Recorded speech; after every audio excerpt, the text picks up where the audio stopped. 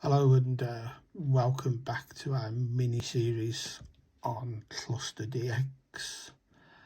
For all you 11-metre operators, this is one of the many clusters that you'll find on the internet and probably the most popular.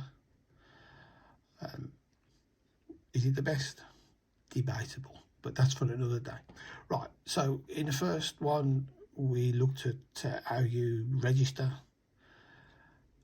and then once you've got your account up and running, setting a profile.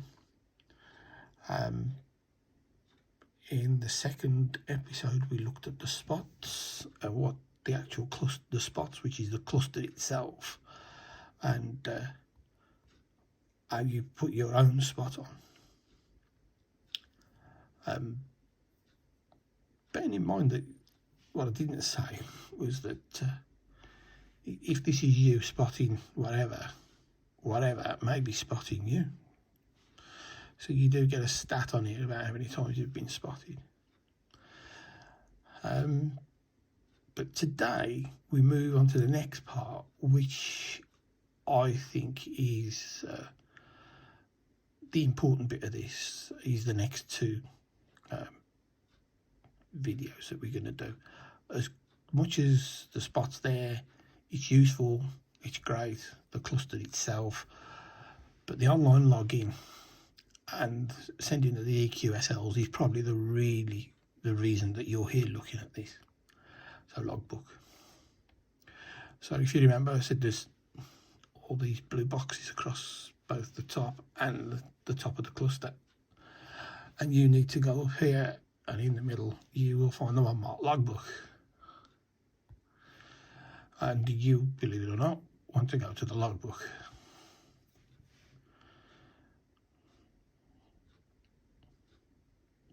And here's the Logbook.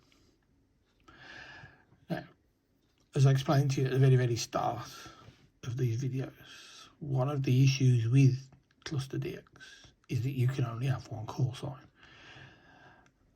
So all this that you see in my log, and this is only the last page,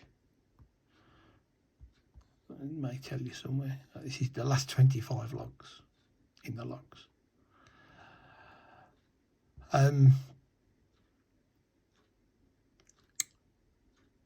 Yeah, you can only have one call sign on it if, for example, you're I don't know, you're an Alpha Tango and you're using this, and you decide you don't like being in the Alpha Tango group for whatever reason, and you're going to go in the, let's say, the Romeo Golf. Let's use them as an example. I think Jeff wouldn't mind the publicity. At that point, you can't just change the call sign and carry on. You have to re-register. Sorry, you have to apply to Cluster to change the call sign. Now, I haven't ever done this, but somebody has told me, and I did check this with you before I started this, that, yeah, you lose your old logbook. So there is actually an option right at the top here that says export. If you do that, you get yourself a spreadsheet. I can't remember, it's either a CSV or an XLX file with, you know, so it pays you every now and again just to do that.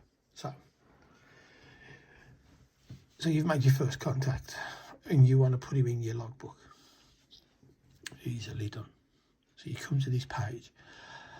As I said to you earlier, you can do it through the spots, but you have to do it literally at the time. If you, like me, you write all your contacts down with all the details, and then you go back to it on the evening while you're sat in front of the TV with a beer or whatever you're doing, I then fill out the logbook. So I want to be able to adjust the times and the dates and whatever. So I use this. So at the very top left-hand side, in a blue box, which is all key to most things in here, it says add log. Excuse me. And again, like on the spots, it brings up a drop-down box, and like on the log, on the spots, it's got all the crib notes down the side, so you cannot again go wrong.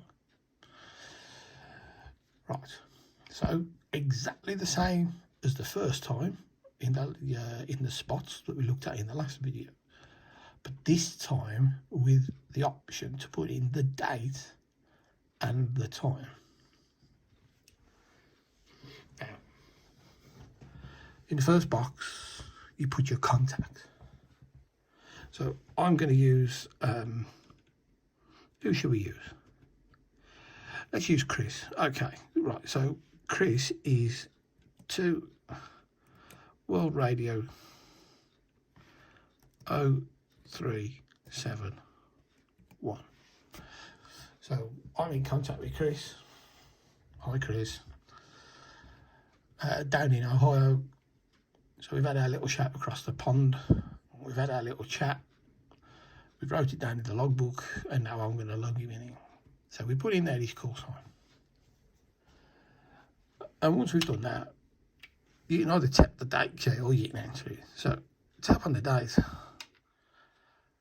and you may have seen that change. It thought about it. It flashed, the green light flashed, and it's come up next to it, ClusterDX. Now this is important. If that comes up next to your contact, that means that this call sign is registered on the ClusterDX database, just like yours is, because you've had to register to come into all of this. Chris is on ClusterDX. Okay? That means that when you come to do your EQSL, you can send him an EQSL direct from the system. Right? If it comes up with a tick, it means that it recognises it as a type of 11-metre call sign. So if you put in there to World Radio 033 and he isn't on ClusterDX, you'll get a green tick. And I'll show you another way of seeing that in a bit. But just be aware, it's here that you will notice whether your contact is or isn't on ClusterDX. Bear that in mind, because that will crop up when we get into the EQSLs. So the date, if it's the date you want, you just leave it, go to the time. If the time's the same as what you want to do, if it's this time, fine. If not, just tap in the box, and there's a cursor, as you see, and then just type in your time. And then everything else is exactly the same as what it was on the previous page when we looked at on the previous video when we looked at the spots. Time, the frequency with a drop down box for 26 megs, the split if you've split channels, the mode, your radio report, and your comments.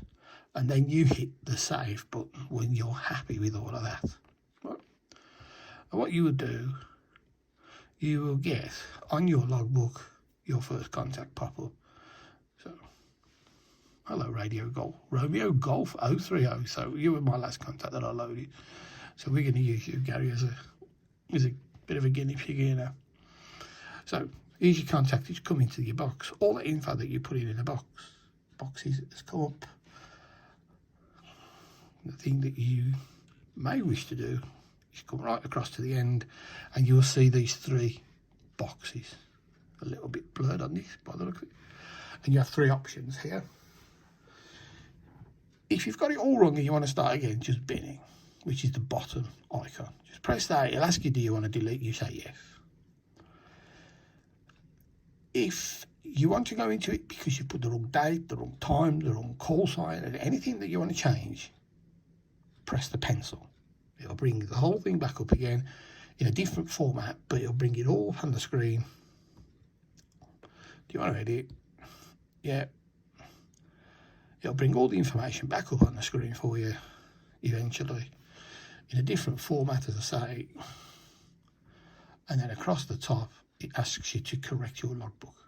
So if you want to change your frequency, your mode, your path, your radio report, or anything else, you can put it in there. And when you've finished, come across to the right and correct it. And that will change anything you've put in it. Okay, so that's how you do it. And then you go to the next one. Just add again and go through the same process again until you've put all the ones that you want in. The third one will take you to your EQSL, and we will cover that in the next video.